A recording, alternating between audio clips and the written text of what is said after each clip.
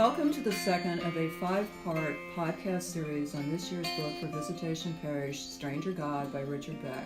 Today we're going to focus on part 2, which covers chapters 4 through 9. I'm Lorraine Gordon, a parishioner at Visitation and a member of the Faith Formation team, and with me is Father Patrick Rush, our former pastor who still occasionally celebrates Mass at Visitation. He's graciously agreed to participate in a question and answer format for our service.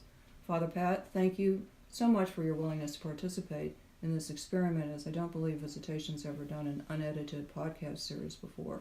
You actually recommended this book to the Faith Formation team. Would you tell us why?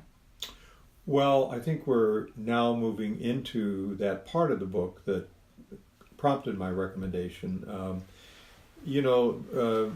Richard Beck is both an ordained minister and a psychologist. And what he does in this book is something that often is not done, and that is he combines those two, the spiritual insights with the psychological insights.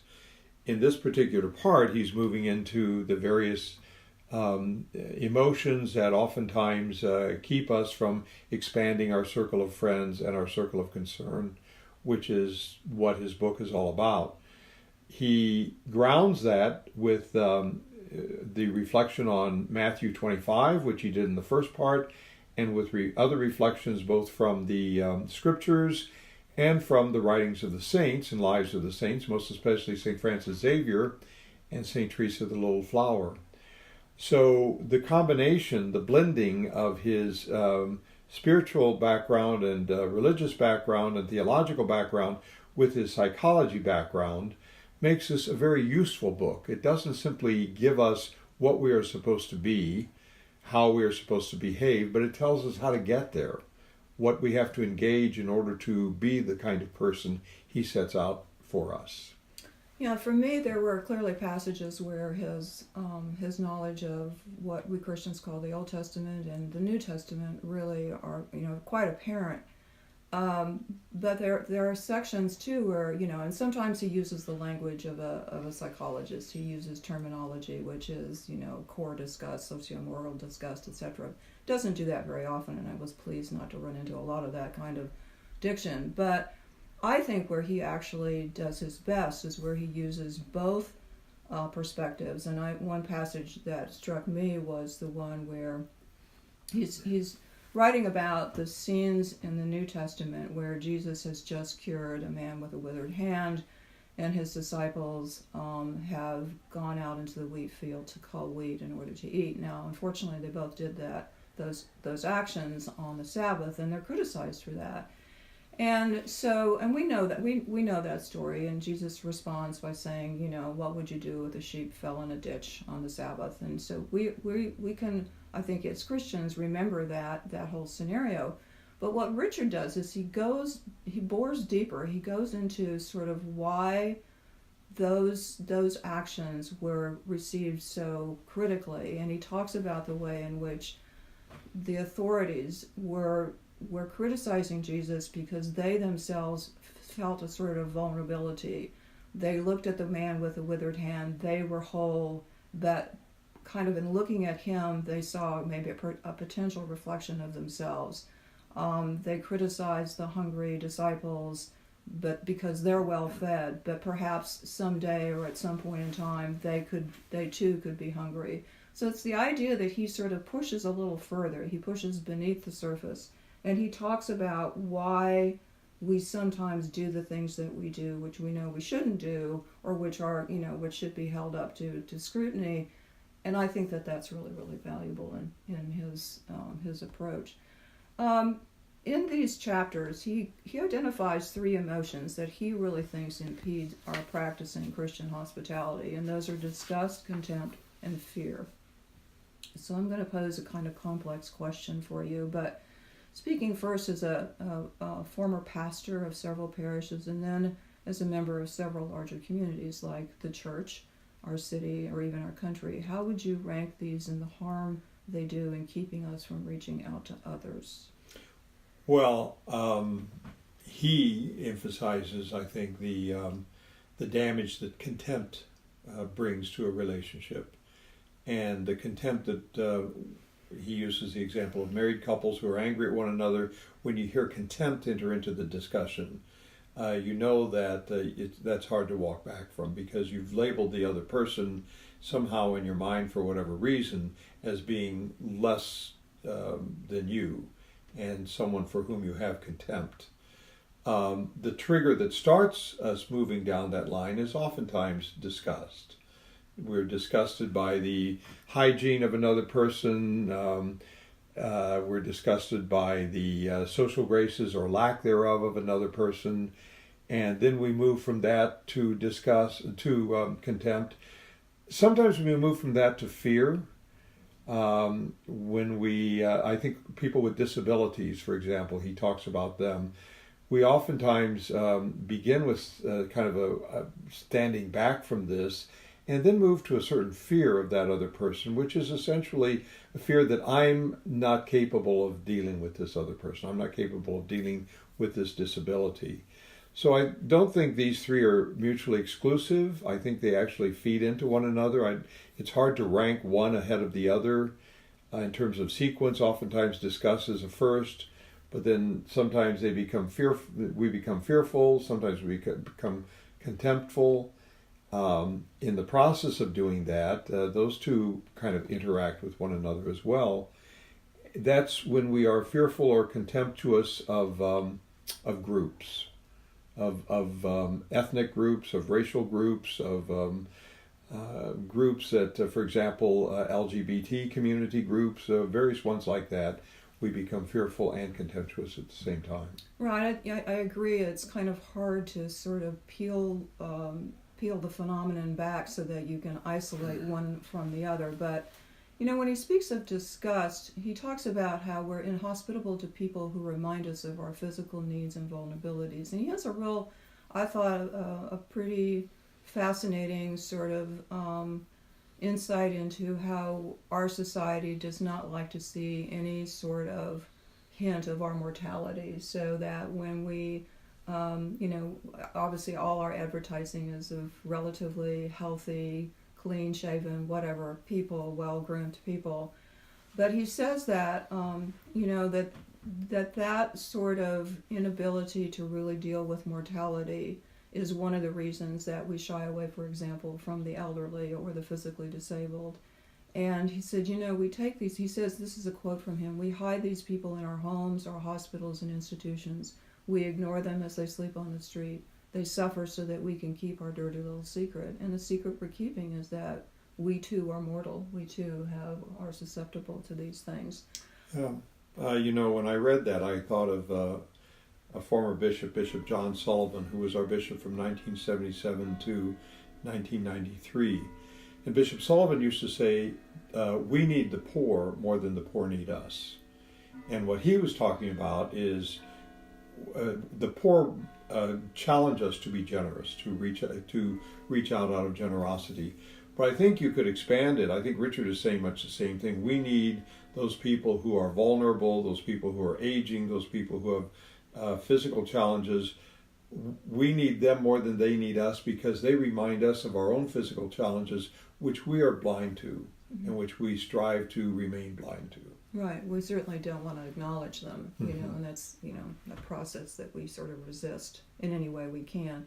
When he speaks about contempt, he brings up the place in Paul, I can't remember what letter it is, where he's talking about grace. And I thought I had never heard this before about the way, we're familiar with the passage. This is, I think, in Galatians, where he says there is neither Jew nor Gentile, slave nor free, male nor female, etc. We know that. And he says, this isn't about political equality. It has to do with how he was trying to redefine grace. As a pastor, can you shed any more light on that? Well, I had never heard what he develops there, that it was common among the Greco-Roman empires that a gift was given to a deserved person. And he develops here the idea of Christ, the grace of Christ is given to everyone regardless of their level of deservedness. And I didn't realize that gifts were only given to deserved people, although I'm aware that if I receive a gift, I'm tempted to give back a gift. And if I don't receive a gift, I'm not tempted to give back a gift. So I think I operate out of a somewhat similar approach. What he's getting at is the abundance of Christ's grace that overflows into the hearts of everyone, everyone being called to live eternally with Christ. You know, this section also reminds me that he's not reluctant to sort of talk about the tensions and the conflicts within the early church. I think sometimes we think of the early church as this monolithic community, and they were all very communal and supportive of one another. And here you find out that, you know, that women, slaves, and Gentiles were shamed into feeling inferior to men, Roman citizens, and ethnic Jews. And I thought, oh my God, really? And in distributing the wealth of the church, the Greek widows were discriminated against in favor of the Hebrew widows. That's an early example too. So that's why grace becomes important. You know, he's trying to make them see that there should be no distinctions, that there should be, and he calls it, and there should be no pecking order. In talking about fear, I thought fear for me resonated pretty, sort of significantly, because there, to me, just kind of in this climate, as we're, this political climate, there's so much sort of spreading of fear. And he talks about fear as the kind of thing where he actually at one point sort of associates it with the devil. He talks about, I think it's in the letter to the Hebrews, where it's, it's the fear is the devil's hold on us. So do you have any insights into how you see fear working today, or in ways in which one can counteract fear? Because it seems, to me, of the three, it seems the most potent. Well, even St. Ignatius in his discernment of spirits would have it that fear is of the devil. The fear does not come from God. So that's not a unique description that he gives there, not a unique source for fear that he gives there.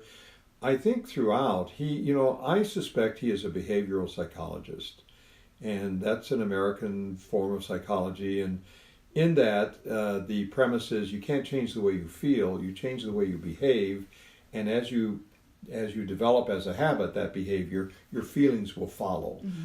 I think that what you do in those fears is you go against the fear and you reach out. You reach out because you've made the decision that you want to enlarge your circle of friends. You reach out because you've made the decision that you don't want this wall of fear to keep you from reaching out to this person.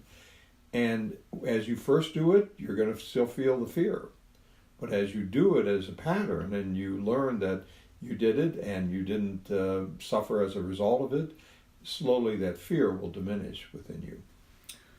Well, he has some pretty kind of historical references in this, in terms of what fear has taken, the kind of extremes it's taken us to. He talks about the Jews and the way, Mm-hmm. When you have fear, you generally, if you're afraid, then you generally need to find someone to pin that, to pin the blame for whatever phenomenon you see as a threat. And he talks about how, the Jews were identified, and then also the idea that fear dehumanizes. And he talks about, the newsreels that would superimpose rats upon, pictures of Jews.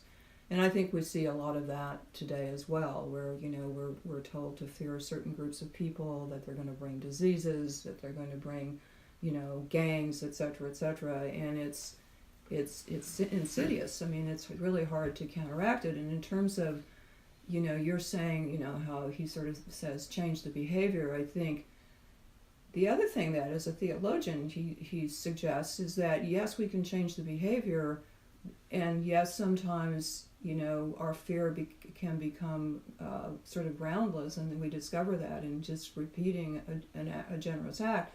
But sometimes there's a risk involved, and sometimes we may suffer. And he sort of says, okay, if you kind of look at the bigger picture, God's love was not without suffering, and there's a risk there. So when you talk about like trying to override those reflexes and be, sort of take take an opportunity to do something, or or be generous in a way, you may be rebuffed, or worse. Right. Okay, right? But and you should just be prepared. You're going to feel sort of wounded or stung after that, but that's what love involves, and that's certainly what Christ's love involved. That's what Christ's love involved, and he said you have to take up your cross and follow after me, and that's not necessarily growing old, but that's the cross of reaching beyond our circle and breaking down our walls and enlarging our field of concern. Right. He has a whole list of what he calls triggers, things that sort of set off either fear or contempt or disgust. And, they really range all over the place. He himself kind of admits the fact that, going back to a couple that I mentioned in podcast 1, Robert and Judy, their apartment's kind of a mess. And he learns one day when he's dropping them off that they have bed bugs. And he's like, oh no, if they have bed bugs there, is my car now going to be infested with bed bugs? Am I going to infest my place with bed bugs? So he talks about, he's very candid about his own issues.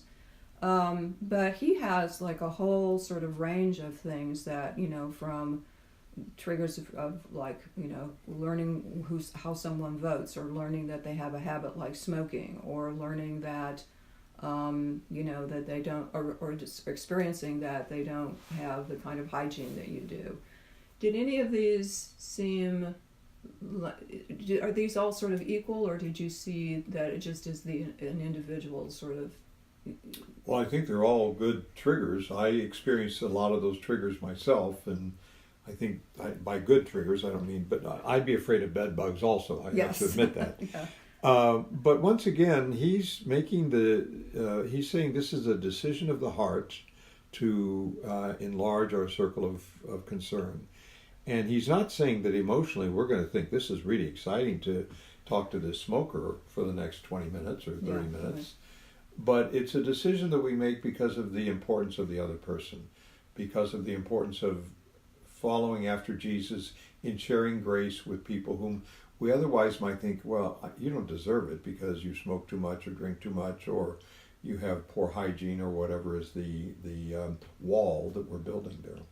Well, the one that reminded me of myself is the section where he talks about social skills, about how there are some people that they don't have bad breath, they don't, they're all the things that would sort of normally sort of put you off, but they laugh too much or they talk too much. And those are the people that I avoid in the grocery store. Mm-hmm. I'll see them at the other end of the aisle and I say, oh my God, I do not have 15 minutes for this, because I know whatever conversation I have, I will take root in the aisle as I listen, because it will be a 15-minute conversation. So, it's people who annoy you as well as people who sort of in other ways sort of put you off. And I thought that was really candid. I can relate to that. Yeah. And, I think that's something that probably deserves more conversation, maybe in your classes, because he will say, this is not an additional burden for you to feel this way about people, to reach out to people.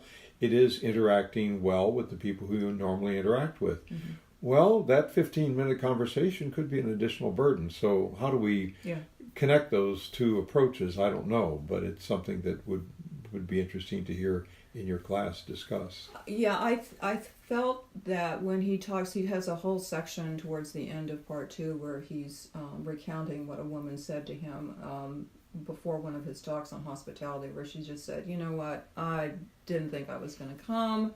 I just felt too tired. I didn't want to feel guilty for not doing more. And he says, he admits that time is an issue, and that's kind of what was the issue for me in the grocery store, was time. But he says, it's, and I think he's sort of idealistic about this, that this is going to be easy, or that it's going to be, it's going to be reciprocal. And I don't think it always is. And he makes a point like friendships are not projects. Well, some friendships are, and just because of the person, I'm sure there are friendships with me that are projects for people. Just talk to my husband; he'll tell you that. And so, I think that he continues to come back to the point that you've made earlier about how you simply have to discipline. It's an issue of emotional discipline. Yes.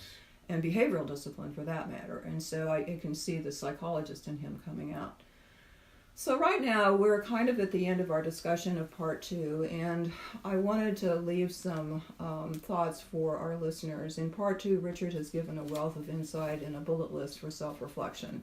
As listeners, perhaps we can take to heart the regimen he suggests and ask ourselves these questions. What emotions of disgust, contempt, and fear am I allowing to keep me from widening my circle of friends, of friends or affection? What can I identify as the triggers that awaken these emotions? How can I consciously cultivate a practice of faith that overrides these harmful reflexes so that I may be able to encounter Jesus where I would least have expected him? We've come to the conclusion of our second podcast on Stranger God, and we hope you will join us for the third in a series of 5. The second will be available next week. Once again, I want to thank Father Pat both for recommending the book and for participating in today's conversation, and for Teresa Albright for making everything happen.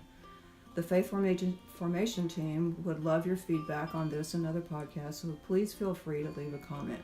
We hope these podcasts might inspire you to attend our book discussion sessions in late winter. Thank you so much for listening.